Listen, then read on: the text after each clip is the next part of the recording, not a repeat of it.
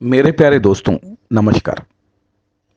दोस्तों, पिछले कुछ दिनों में जिस तरह से पहलवान आंदोलन को सफलतापूर्वक हैंडल किया गया, उसके लिए सरकार की तारीफ करनी चाहिए।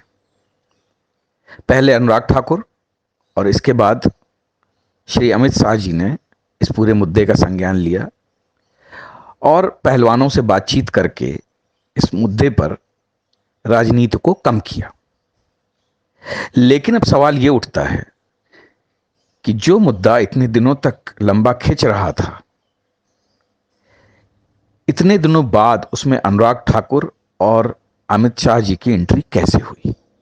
क्या बीजेपी को यह पता नहीं था कि किस तरह से पूरे देश का गुस्सा जो है उनको झेलना पड़ रहा है?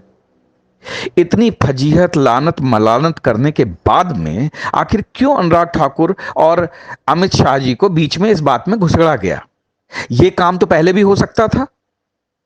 जब आंदोलन की शुरुआत हुई थी और जिस तरीके से आंदोलन उग्र रूप लेता जा रहा था, क्या इस आंदोलन को इस तरह से समाप्त या इस तरह से हैंडल नहीं किया जा सकता था? बिल्कुल किया जा सकता था। आखिर वो कौन है बीजेपी में जिसने इस आंदोलन को इस तरह से खींचने दिया? क्यों वो इस तरीके से बीजेपी की फजीहत कराने पे आमादा है? इसके पीछे इंटेंशन क्या है? इसके पीछे कारण क्या है?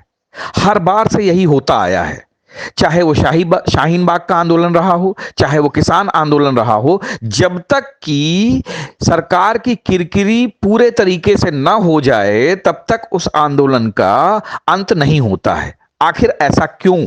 क्यों राकेश टिकैत, चढ़ूनी जैसे लोगों को हीरो बनाया जा रहा है? मुझे लगता है कि बिना मोदी जी की मर्जी के ना तो अनुराग ठाकुर और ना ही अमित शाह जी इस मामले में एंट्री ले सकते हैं। इवन जो मणिपुर का आंदोलन था, उसको भी इतने लंबा खींचने देने के बाद में अमित शाह जी की एंट्री हुई और उस आंदोलन को जो है सक्सेसफुली जो है डील करने की कोशिश जारी है।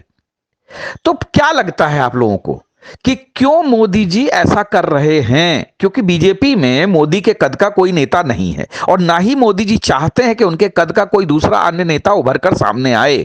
तो क्या इस तरीके की बार बार क्राइसिस क्रिएट करना ये मोदी जी की फितरत हो गई है, या मोदी जी ये दिखाना चाहते हैं कि इस हिंदुस्तान में या इस बीजेपी में या इस सरकार में जो कुछ भी होगा वो उनकी मर्जी के बिना नहीं होगा? क्यों मोदी जी अपने उत्तराधिकारी के लिए ऐसे कांटे बोना चाह रहे हैं?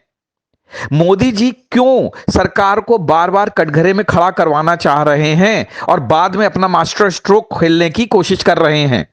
जबकि हकीकत यह है कि मोदी जी ने अब तक किसी भी आंदोलन को या किसी भी समस्या को फ्रंट फुट पे आके डील नहीं किया है। आखिर मोदी जी क्यों बीजेपी के सेकंड लाइन के नेताओं के आगे ये गड्ढे खोद रहे हैं? आखिर कारण क्या है? क्या आरएसएस पूरी तरीके से डिफंक्ट हो चुकी है, या मोहन भागवत, जो कि हमेशा अपने उल्टे सीधे बयानों के कारण चर्चा में रहते हैं, उन्होंने भी मोदी के साथ में खड़े होकर इस तरीके की चीजों को जो है आगे बढ़ाना शुरू कर दिया है? आखिर कौन लोग हैं जो मोदी राज में इस तरीके की घटनाओं को आगे बढ़ने का मौका दे रहे हैं? दोस्तों, क्राइसिस मैनेजमेंट हर पार्टी का कार्य होता है और हर पार्टी में क्राइसिस मैनेजमेंट के लिए बहुत सारे नेता होते हैं जिनका काम होता है कि किसी भी प्रकार का अगर देश पर या सरकार पर संकट आए तो उसको मैनेज करने के लिए वो आगे आते हैं। लेकिन पिछले 9 सालों में देखा गया है कि जब जब कोई क्राइसिस आई है, मोदी चुपचाप बैकफुट पर चले जाते हैं और ना ही किसी अन्य नेता को इस चीज पे आगे आने देते हैं, यहां तक कि स्टेटमेंट भी जारी नहीं करने देते हैं। तो इसका मतलब क्या है कि बीजेपी से बड़े मोदी का कद हो गया है, इस सरकार से बड़ा मोदी का कद हो गया है। इस हिंदुस्तान को यह दिखाना चाहते हैं मोदी जी कि अगर वो चाहेंगे तो पत्ता हिलेगा वरना नहीं हिलेगा। तो क्या इन सारी घटनाओं के लिए जब मोदी को दोष दिया जाता है तो बीजेपी डिफेंड क्यों करने लगती है?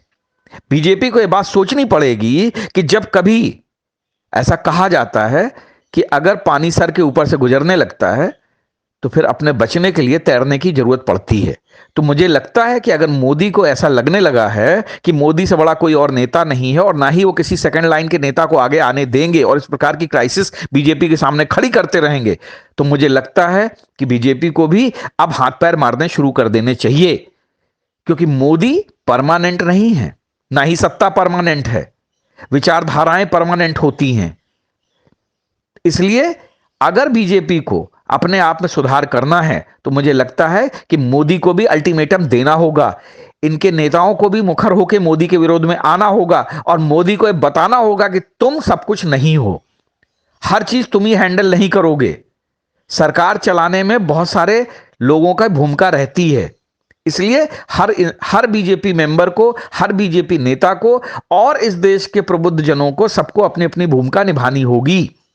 इस प्रकार के क्राइसिस रोज रोज उत्पन्न नहीं होने चाहिए, क्योंकि इससे न सिर्फ देश की किरकिरी होती है, उस एरिया में रहने वाले लोगों को परेशानी होती है, बल्कि जनता जो कि सरकार के साथ या उस पर्टिकुलर पार्टी की विचारधारा के साथ चलती है, उसको भी अपमानित होना पड़ता है, उसको भी इस प्रकार के सवालों से जूझना पड़ता है। दोस्तों, मोदी सब कुछ नहीं है, मोदी इस देश का भविष्य नहीं है। मोदी ने जो किया अपनी राजनीति के चलते किया, इसलिए अगर मोदी गलत हैं तो मोदी को भी परिवर्तित करने में कोई देर नहीं लगेगी। इन सारी बातों में विचार करिए और सोचिए कि क्यों इस प्रकार की क्राइसिस को बार बार बढ़ाया जाता है, देश की जनता को हमेशा जो है हाशिए पर रखा जाता है। जय हिंद, जय भारत।